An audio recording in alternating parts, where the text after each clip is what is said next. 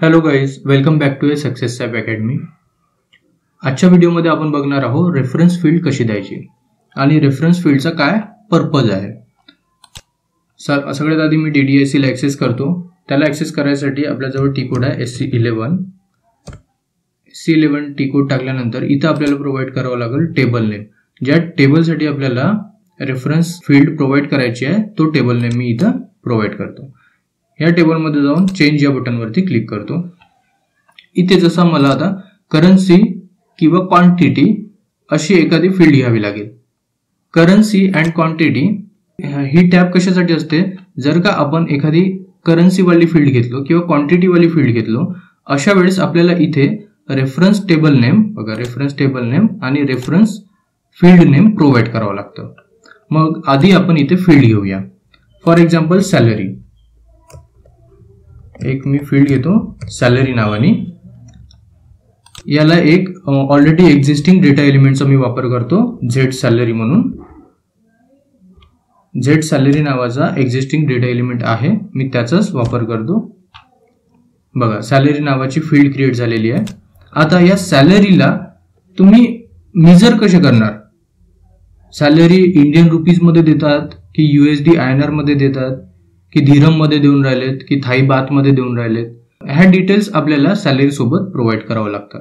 मग त्याच्यासाठी याला एक रेफरन्स फील्ड सुद्धा द्यावं लागतं. मग रेफरन्स फील्ड आपल्याला करन्सी नावाने द्यावं लागतं, किंवा तुम्ही ज्या एम्प्लॉईला सॅलरी देऊन राहिले आहेत ती कुठल्या करन्सीमध्ये तुम्ही देऊन राहिलेत. मग ह्याच्यासाठी सुद्धा एक ऑलरेडी एक्झिस्टिंग डेटा एलिमेंटचा मी वापर करतो झेड करन्सी म्हणून. Z currency. आता याच्यावरती मी करतो क्लिक आणि करतो एंटर. एंटर केल्यानंतर बघा ऑटोमॅटिकली करन्सीची जे काही डेटा टाइप्स आणि लेंथ हे ऑटोमॅटिकली इथं रिफ्लेक्ट झालेलं आहे. मी याला करतो सेव्ह. सेव्ह केल्यानंतर आता तुम्ही इथं बघाल करन्सी आणि क्वांटिटी फील्ड. ह्या करन्सी आणि क्वांटिटी फील्ड मध्ये बघा हे असे एडिटेबल फील्ड्स आलेले आहेत. यापूर्वी तुम्हाला एडिटेबल फील्ड्स दिसत नव्हते. याला थोडा मी बघा इथे एडिटेबल फील्ड्स तुम्हाला आता दिसून राहिलेले आहे. मग या सॅलरीला आपल्याला काय करावं लागतं, एक रेफरन्स टेबल नेम आणि रेफरन्स फील्ड नेम प्रोव्हाइड करावं लागतं. मग आपल्याला रेफरन्स टेबल नेम तुम्ही स्टँडर्डचा सुद्धा देऊ शकता किंवा हा जो कस्टम टेबल क्रिएट केलेला आहे तो कस्टम टेबल सुद्धा देऊ शकता. मी याला करतो कॉपी आणि इथे करतो पेस्ट. सिमिलरली आता काय विचारताय की रेफरन्स फील्ड विचारतोय. रेफरन्स फील्ड आपल्याला ही जी field as a reference field घेतलेली आहे त्या फील्डला करावं लागतं कॉपी आणि इथे करायचं पेस्ट. याला करायचं सेव्ह. सेव्ह केल्यानंतर याला करू या चेक. बघा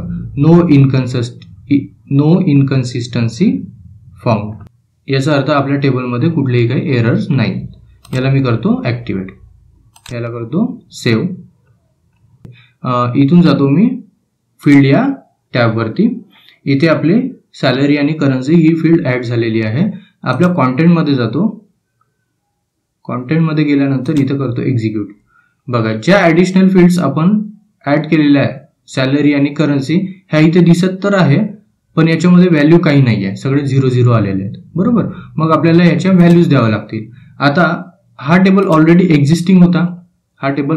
एक्झिस्टिंग होता. आपण नव्याने हे दोन फील्ड ऍड केलेले आहेत.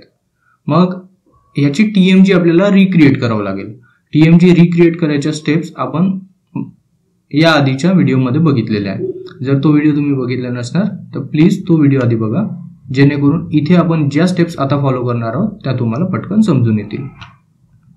मग आता मला सगळ्यात आधी डेटाबेस ऍडजस्ट करावं लागेल. डेटाबेसला ऍडजस्ट करायसाठी मी जातो युटिलिटीज, त्याच्यानंतर जातो डेटाबेस ऑब्जेक्ट, इथून डेटाबेस युटिलिटीज आणि ऍक्टिव्हेट अँड ऍडजस्ट डेटाबेस या बटनवर क्लिक करतो. याला करतो येस. आपला डेटाबेस टेबल ऍडजस्ट झालेला आहे, बट अजूनही TMG क्रिएट करावा लागेल. कारण की जो याचा TMG होता बघा ह्या टेबलचा हा TMG जो आहे इथे करन्सी आणि क्वांटिटी फील्ड दिसणार नाही. आता बघा आपण ऍडजस्ट तर केला, ह्या डम घेऊन आला डायरेक्ट. का? कारण करन्सी आणि क्वांटिटी फील्ड आपण नव्याने ऍड केलेला आणि TMG जुनीच वापरून राहिलो तर काय होणार, मग तो डम येणार. मग आपल्याला काय करावं लागतं, नवीन TMG जनरेट करावं लागतं. नवीन TMG जनरेट करायसाठी आपण काय करतो, युटिलिटीजमध्ये जातो, टेबल मेंटेनन्स जनरेटर या बटनवर क्लिक करतो. हे बघा, ही TMG या टेबलसाठी जुनी क्रिएट करण्यात आलेली होती. याला मी करतो डिलीट. कंटिन्यू. ठीक आहे, आपली TMG डिलीट झालेली आहे. आता आपल्याला रिक्रिएट करावं लागेल. त्याच्यासाठी मी काय करतो, परत जातो आपल्या टेबलच्या बाहेर.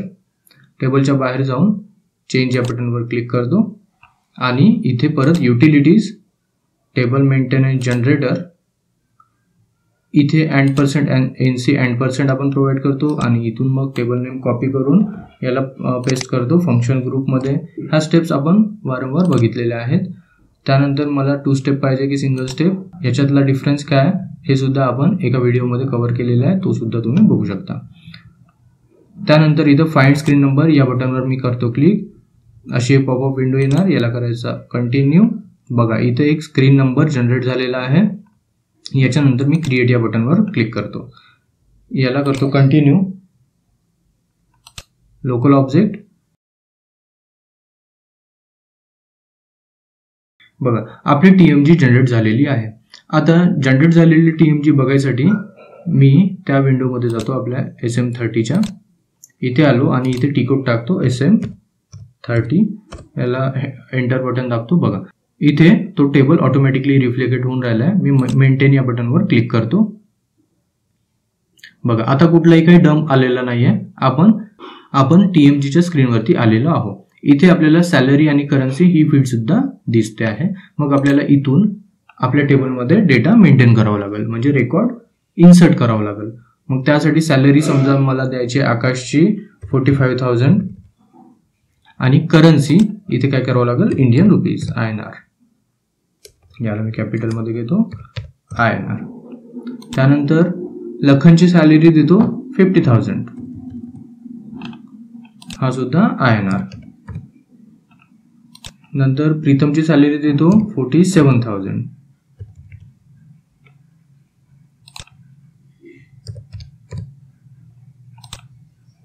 रोशन 43,000.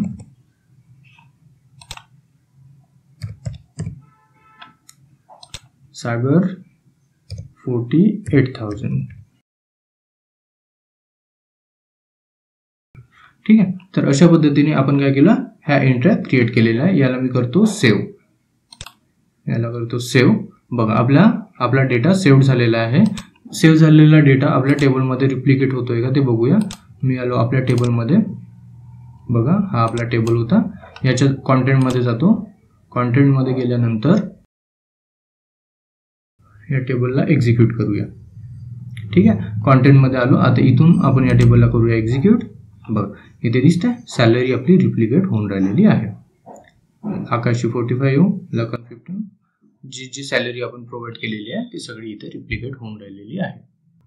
तर अशा पद्धतीने आपण रेफरन्स फील्ड कसं घ्यायचा, रेफरन्स फील्ड जर का आपण ॲडिशनल घेत आहोत तर मग डेटाबेस टेबलला कसं ॲडजस्ट करायचा आणि TMG कशी रिक्रिएट करायची, ह्या सगळ्या स्टेप्स आपण बघितलेल्या आहेत. जर का कुठे काही डाऊट येत असेल तर तुम्ही नक्की कमेंटमध्ये विचारू शकता. तुमचे डाऊट सॉल्व्ह करण्यात येईल. या व्हिडिओमध्ये एवढंच. भेटूया पुढच्या व्हिडिओत. थँक्यू. Thanks for watching.